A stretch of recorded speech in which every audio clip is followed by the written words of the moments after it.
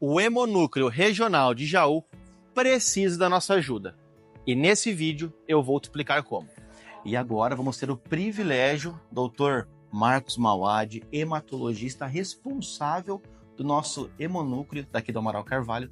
Doutor, primeiramente, muito obrigado pela disposição. Doutor, eu gostaria que você passasse para nós, por gentileza, a importância de doar sangue, doutor. Isso. Bom, a importância de doar sangue é porque, primeiro, as pessoas quando precisam tomar sangue, seja qual for a parte do sangue, são pessoas que estão em risco de perder a sua vida. Nós só usamos transfusões em situações de alto risco. E neste momento, a gente não tem tempo para buscar doadores de sangue, pois o sangue tem que estar pronto para ser utilizado naquele momento. Ele tem que estar no refrigerador para pegar e usar. Imagine, uma pessoa sofre um acidente de moto, chega interna na Santa Casa, o sangue tem que estar pronto na geladeira, lá no freezer da Santa Casa, para pegar e aplicar na paciente.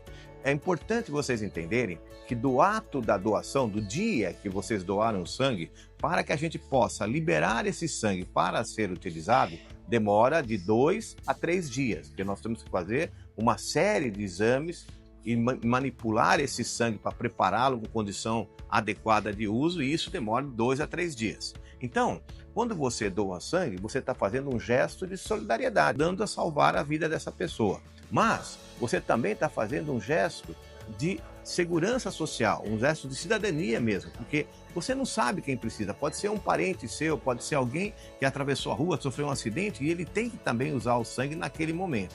Então nós temos, nosso slogan é doar sangue é um ato de solidariedade e de cidadania. O doutor, também eu vi que o doutor comentou comigo em off, né, que pega muito a região toda acaba recebendo sangue nosso ou também de doadores da região. O doutor pode contar um pouquinho como é que funciona? Isso é a política nacional de sangue que viu assim. O sangue, embora ele seja vermelho, ele não é uma coisa única. Ele é quase como se fosse uma sopa. Ele tem uma parte líquida, que nós chamamos de plasma, e tem vários elementos, várias substâncias sólidas dentro dele, que são os glóbulos vermelhos, os glóbulos brancos, as plaquetas. Cada uma dessas partes do sangue serve para tratar uma situação de doença diferente. Por exemplo, uma pessoa que sofre um acidente de carro, muitas vezes ela precisaria tomar um sangue glóbulo vermelho.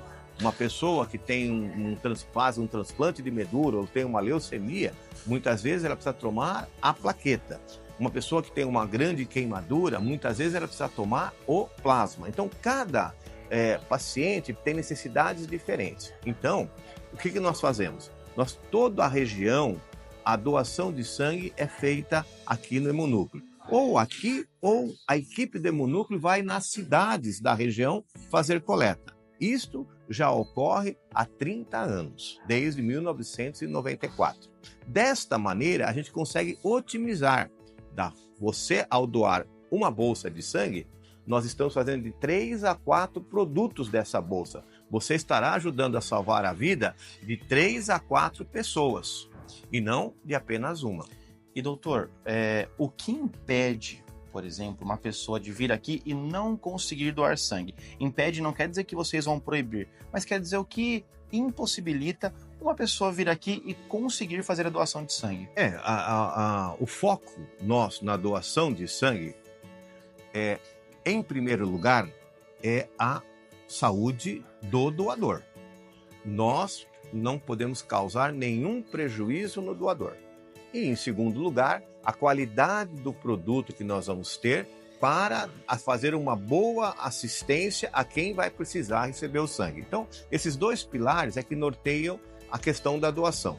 Então, se você vier aqui e você tiver um problema de saúde, por exemplo, um quadro epilético, que você está tomando remédios para epilepsia, a doação de sangue pode desencadear a epilepsia em você. Então, você não vai doar, porque nós não queremos prejudicar você.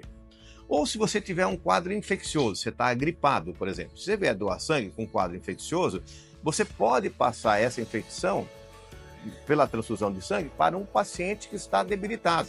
Então também você não pode doar. Então é sempre esses dois pilares. Nós não podemos prejudicar o doador e nós não podemos colocar em risco o receptor. É isso que nós avaliamos quando vocês vêm doar sangue. medicamentos e alimentos interferem em alguma coisa, doutor?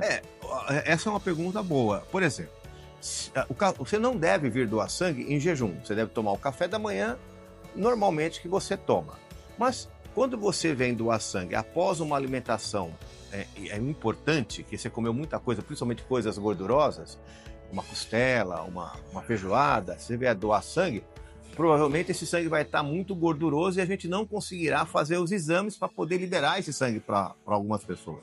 Por isso que a gente fala, você venha de manhã no café da manhã, se você quiser vir à tarde, que a gente fica aberto até as 3 horas, alimente-se, faça um almoço mais leve. E venha assim pelo menos 1 hora, 2 horas depois do almoço, para que a gente não corra o risco de estar muito gorduroso o sangue. Em relação a medicamentos, existem medicamentos que contraindicam a doação, existem medicamentos que não contraindicam. Eu vou dar um exemplo. Qualquer reposição de testosterona, não anticoncepcional feminino, mas de testosterona, contraindica a doação.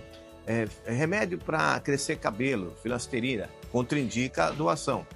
Antibióticos, isso contraindica a doação. Se você estiver, contraindica naquele momento, né?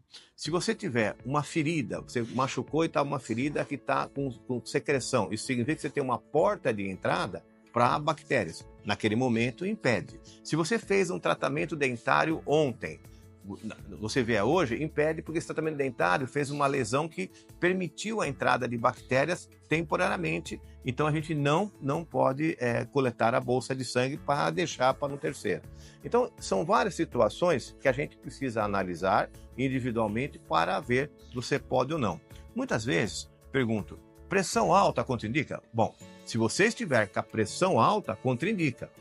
Mas se você estiver com a pressão alta, tomando remédio para pressão e a pressão estiver controlada, não, aí não contraindica. E essa é muito importante, porque às vezes as pessoas cometem um erro. Elas acham que é o remédio que vai impedir ela de doar e elas suspendem o remédio para vir doar. Coisa que a gente não advoga, a gente não quer que faça, porque a gente não quer que vocês tenham pressão alta, né?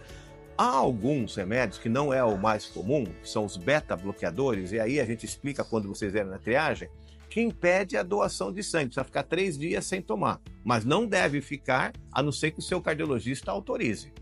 Mas o mais comum, por exemplo, losartana, que a maioria das pessoas toma, este não contraindica a doação de sangue, desde que você esteja tomando losartana e a sua pressão esteja normal.